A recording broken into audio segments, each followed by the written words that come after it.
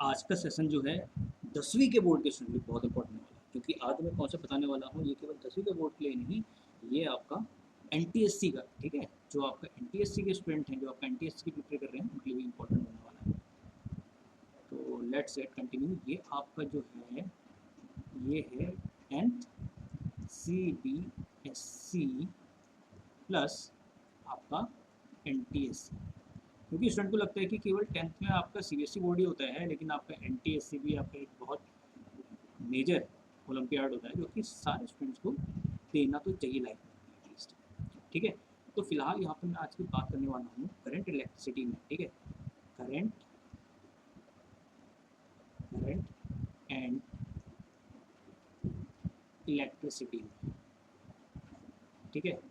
हम सभी जानते हैं जो आपका करंट इलेक्ट्रिसिटी में सर्किट पढ़ते हैं, ठीक है, करंट इलेक्ट्रिसिटी में जब हम सर्किट पढ़ते हैं तो क्या होता है बेसिकली वहाँ पे नंबर ऑफ रेजिस्टर्स आपको दिए रहते हैं, नंबर ऑफ रेजिस्टर्स, ठीक है, ये R1 R2 तो बेसिक लेवल पे दे रहा हूँ मैं आपको, ठीक है। अब यहाँ पे आपसे बोल दिया जाएगा कि जो आपका ये तीन रेजिस्टेंस है R1 R2 एंड R3, ठीक है, इनके पॉसिबल नंबर ऑफ अरेंजमेंट्स एक तो होता है आपका, ठीक है, एक तो पॉसिबल नंबर ऑफ अरेंजमेंट्स होता है। तो बताओ कैसे कर सकते हैं इनके पॉसिबल नंबर ऑफ अरेंजमेंट्स। इनके जो पॉसिबल नंबर अरेंजमेंट्स है, सबसे पहला यहाँ पे जो अरेंजमेंट आता है वो आता है आपका, इन सबको हम सीरीज में लगा देंगे, ठीक है, सीरीज में लगा देंगे, ये हमने सीरीज में लगा दिया, ठीक है, R1 R2 R3, ठीक है, ये आपका पहला हो गया, ठीक है। दूसरा आपका क्या हो जाएगा यहाँ पे, दूसरा यहाँ पे होगा पैरेलल में लगा दिया हमने, एक ये हो गया, एक ये हो गया। मैं मैथमेटिकली बताऊंगा कि इसमें हम अगर आपको फाइनल आंसर निकालना है, ठीक है, डिफरेंट रेजिस्टर्स दिए हुए हैं तो आप कैसे उसका आंसर निकालेंगे, ठीक है, मैथ्स की हेल्प से। R1 R2 एंड R3, ठीक है, एक कॉम्बिनेशन ये हो गया सीरीज का, एक कॉम्बिनेशन ये हो गया। अगला कॉम्बिनेशन आता है मिक्स कॉम्बिनेशन, एक आपका ये हो गया और दो आपके यहाँ पे हमने लगा दिए, एक रेजिस्टर ही लगा दिया, ठीक है, R1 R2 एंड R3, ठीक है। तो ये तो केवल आपके लिए बोर्ड तक रहेगा, ठीक है, ये केवल बोर्ड तक ही रहने वाला है ये वाला कॉम्बिनेशन। लेकिन जो अगला जो आपका रहेगा यहाँ पे अगला कॉम्बिनेशन हम क्या कर सकते हैं, इसको यहाँ लगा दें, इसको यहाँ लगा दें, ठीक है, और इसको यहाँ लगा दें, इसको यहाँ लगा दें, ठीक है। तो ऐसे ही आपके अगर तीन अलग अलग रेजिस्टेंस है, ठीक है, मैं आपको कह रहा हूँ तीन अलग अलग रेजिस्टेंस है, देखिए तीन अलग अलग रेजिस्टेंस यहाँ पे दे रखे हैं, ठीक है।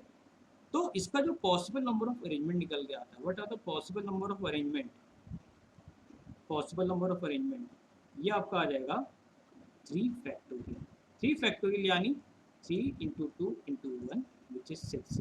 तो तीन ये हो गए, बाकी तीन अलग अरेंजमेंट बनेंगे, आपका R2 यहाँ लेंगे, R3 यहाँ लेंगे, ऐसे करके टोटल 6 अरेंजमेंट बनेंगे, ठीक है। मैथमेटिकली आपका अगर NTSC में ओलंपियाड में पूछा जाता है तो आपसे बोला जाएगा कि बताओ इसका टोटल नंबर अरेंजमेंट कितने पॉसिबल है, तो टोटल कितने अरेंजमेंट है आपका 6 है आपका, ठीक है। तो वो आपको निकालने आने चाहिए।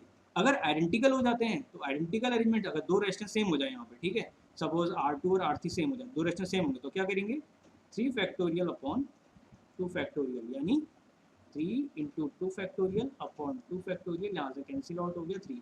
तो अगर दो आपके रेजिस्टेंस यहाँ पे सेम हो जाते हैं तो टोटल नंबर ऑफ जो अरेंजमेंट बनेंगे 3 बनेंगे। तो ये वाला जो आपका है आंसर, ये तो आपका बोर्ड तक का है, लेकिन जो ये वाला है नंबर ऑफ पॉसिबल अरेंजमेंट, ये आपका NTSC और ओलंपियाड के एक्सपेक्ट में, ठीक है।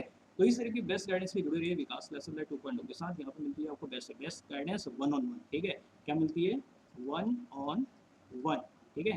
तो आप मेरे से कुछ भी पूछ सकते हैं, एनी टॉपिक खुद भी राइज कर सकते हैं, ठीक है। कॉन्टैक्ट नंबर है आपका 8126830659, ठीक है। तो ये कॉन्टैक्ट नंबर है, व्हाट्सएप में आप कोई भी क्वेश्चन मेरे से पूछ सकते हैं। और यहाँ पर मिलती है आपको पर्सनल 1-on-1 गाइडेंस, जिसमें आपको मिलती है 10 से 10 मेंटरशिप, जो कि काफ़ी एक्सपीरियंस फैकल्टी मेंबर्स, ठीक है। मैं ऐसा नहीं है मैं पढ़ा रहा हूँ यहाँ पे और भी 10 से 10 एक्सपीरियंस फैकल्टी आप लोगों को पढ़ाएंगे। Basic guides.